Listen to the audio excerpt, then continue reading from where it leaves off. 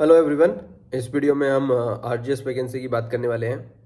देखिए, जैसे सबको पता है कि उन्होंने अपना नोटिफिकेशन निकाल दिया है। अब आप 1 मार्च से लेके 30 मार्च के बीच में अपना फॉर्म जो है फिल कर सकते हैं। टोटल 44 वैकेंसीज है और मेन जो चीज़ है वो है उन्होंने अपना सिलेबस जो है अमेंड कर दिया है। सिलेबस अमेंड तो किया ही किया है, उसके साथ साथ जो है ना वो 7 से लेके 8 एक्ट तक जो है ना उसमें ऐड कर दिए। अब आप नए वाला सिलेबस देख सकते हैं। नए वाले सिलेबस में जो है वो है सीपीसी है, कॉन्स्टिट्यूशन है, कॉन्ट्रैक्ट है, एविडेंस है और एविडेंस के साथ साथ जो है ना भारतीय साक्ष्य अधिनियम भी है, limitation, SRA, TPA, interpretation, Rajasthan rent control, Hindu जो है अभी नया ऐड करा है, Rajasthan court fee and suit valuation जो है ये भी नया ऐड किया है, राजस्थान लैंड रिवेन्यू ये भी फर्स्ट टाइम जो है ऐड किया है, पार्टनरशिप भी फर्स्ट टाइम ऐड किया है, सेल्स ऑफ गुड्स भी, रजिस्ट्रेशन भी और मुस्लिम लॉ भी ऐड किया है। बाकी सीआरपीसी, बीएनएसएस जो है दोनों ही एक्ट उन्होंने दिए हैं।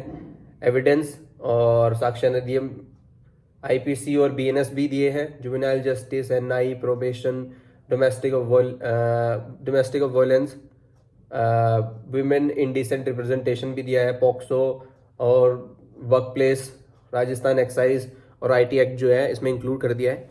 अगर मैं बात करूँ पुराने सिलेबस की, तो पुराने सिलेबस में जो है वो इसके मुकाबले 7 से 8 जो है एक्ट्स कम थे। अब आप बात है कि आप प्रिपरेशन कैसे करें। देखिए, राजस्थान का जो एग्ज़ाम या अभी तक का पैटर्न है या अगर आप प्रीवियस एग्ज़ाम्स के क्वेश्चन पेपर भी उठा के देखेंगे तो जो है वो डायरेक्ट क्वेश्चन आते हैं। डायरेक्ट मतलब ऐसा कुछ जैसे दिल्ली में आते हैं ज़्यादा ही रीज़न बेस्ड या फिर ज़्यादा ही इन डेप्थ क्वेश्चन आते हैं, ऐसे कोई क्वेश्चन नहीं आते हैं।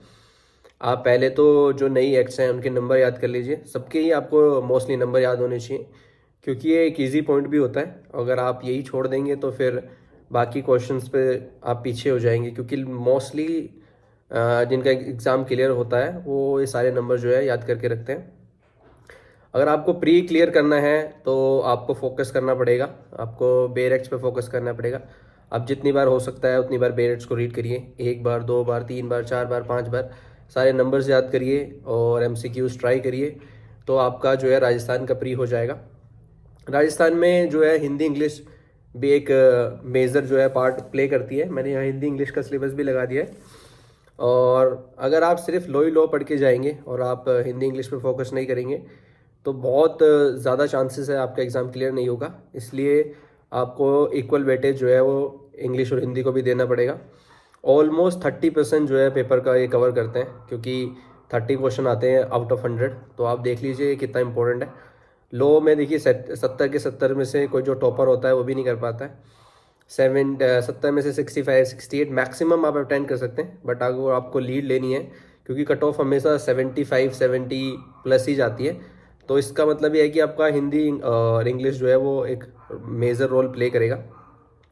तो आप अपनी जो है तैयारी वो बेरेक से स्टार्ट करिए, बेरेक पढ़िए और छोटे मोटे नोट्स भी बनाना स्टार्ट कर दीजिए क्योंकि राजस्थान प्री और मेंस में ज़्यादा गैप नहीं देता है। तो अगर आप पहले से ही तैयारी करके चलेंगे, अपने ट्रांसलेशन पे फोकस करिए। लास्ट अगर आप एग्ज़ाम देखेंगे जिसमें बहुत सारा प्रॉब्लम्स भी क्रिएट हुई थी कि बहुत नंबर लोगों को जो है इंग्लिश के या पेपर में जो है 0 0 नंबर आए थे, तो आप देख लीजिए वो भी कितना इंपॉर्टेंट पार्ट होगा। तो अगर आप अपनी तैयारी कर लिए हैं तो पहले से ही ट्रांसलेशन, जजमेंट राइटिंग और जो बेसिक बेसिक क्वेश्चंस हैं वो कवर करके चलिएगा क्योंकि मेंस में और प्री में ज़्यादा टाइम नहीं मिलेगा। प्री के लिए मैं यही सजेस्ट करूँगा, आप बेरेक पे फोकस करिए। कुछ भी बुक रेफर भी नहीं भी करेंगे या अगर करेंगे भी तो मेंस के लिए करेगा, स्पेसिफिक टॉपिक्स के ऊपर ही नोट बनाइएगा। बाकी आपका प्री जो है वो बेरेक्स पढ़ने से और एमसीक्यू सॉल्व करने से हो जाएगा। बाकी चैनल को सब्सक्राइब करिए, जो भी लेटेस्ट नोटिफिकेशन आते हैं, चाहे वो जज की वैकेंसी हो, चाहे वो किसी बैंक में हो या एपीओ की वैकेंसी हो, वो इस चैनल में हम नोटिफाई करते हैं।